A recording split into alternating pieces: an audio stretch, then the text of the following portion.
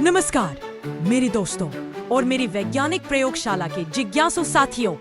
आज मैं आपको एक ऐसी कहानी सुनाने जा रहा हूँ जो आपको सोचने पर मजबूर कर देगी। एक नेकलेस की कहानी। ये कहानी है माटिल्डा लोइसेल की, एक आकर्षक महिला जो हमेशा से ही अमीरी और ऐशो आराम भरी जिंदगी का सपना देखती थी। लेकिन अफसोस, वो एक साधारण परिवार में पैदा हुई थी और एक मामूली क्लर्क से उसकी शादी हुई थी। माटिल्डा को हमेशा लगता था कि वो एक शानदार जिंदगी के लिए बनी है और अपनी मौजूदा हालत से वो कभी खुश नहीं थी। एक दिन उसके पति को शिक्षा मंत्री के यहाँ से एक भव्य पार्टी में शामिल होने का न्योता मिलता है।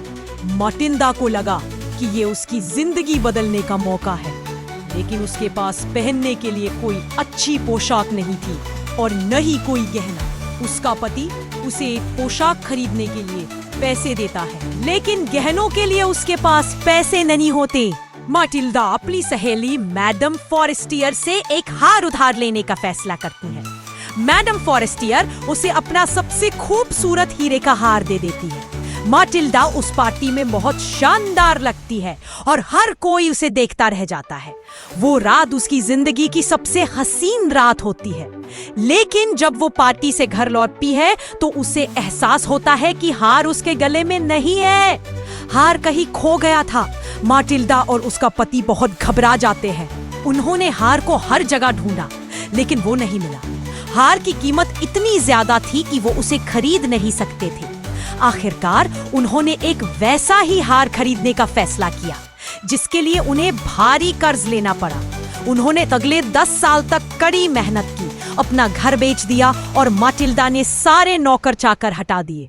वो एक गरीब महिला की तरह जीने लगी, बर्तन धोने लगी और सख्त मेहनत करने लगी। 10 साल बाद वो कर्ज चुकाने में कामयाब हो जाते हैं। एक दिन माटिल्डा मैडम फॉरेस्टियर से मिलती है जो उसे पहचान ही नहीं पाती, क्योंकि माटिल्डा की हालत इतनी खराब हो चुकी थी। माटिल्डा उसे बताती है कि उसने उसका हार खो दिया था और उसकी जगह दूसरा हार लौटाया था। वो ये भी बताती है कि इस वजह से उन्हें कितनी तकलीफ उठानी पड़ी।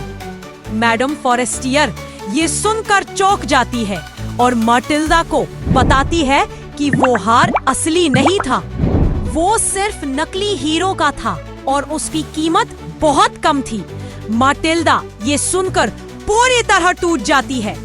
तो मेरे दोस्तों, इस कहानी से हमें क्या सीख मिलती है? कभी कभी जो चीजें हमें सबसे ज्यादा खुशी देती है वो हमें सबसे ज्यादा नुकसान भी पहुंचा सकती है, और कभी कभी हमें अपनी किस्मत से ज्यादा हासिल करने की कोशिश नहीं करनी चाहिए, क्योंकि जैसा कि हम जानते हैं, हर चमकने वाली चीज सोना नहीं होती और हर हार असली नहीं होता।